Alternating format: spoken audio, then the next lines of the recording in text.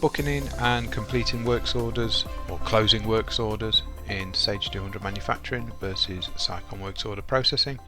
So if we go into legacy manufacturing, so works orders, works order list, highlight our works order, and we're going into complete.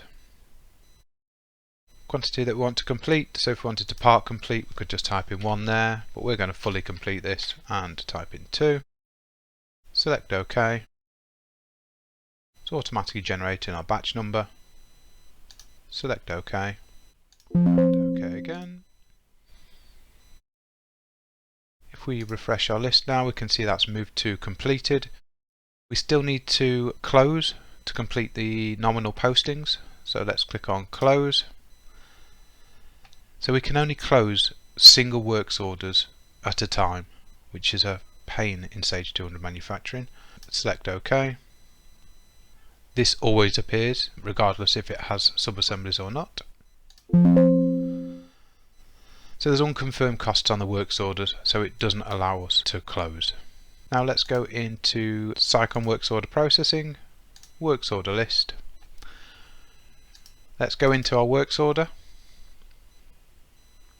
and here we want to book. So that's the equivalent of complete.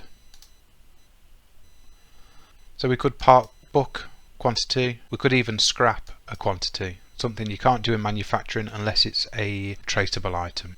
We can see the provisional batch number it's given us, but we could change that batch number if we wish. We're booking in the full quantity into this location and select save. So this is also going to complete the works order, so equivalent of closing the works order, because we haven't got unconfirmed cost turned on. Select yes.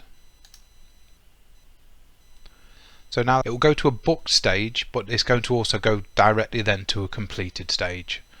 Select OK. So now that's completed. So there's no need to go and then close or complete that works order.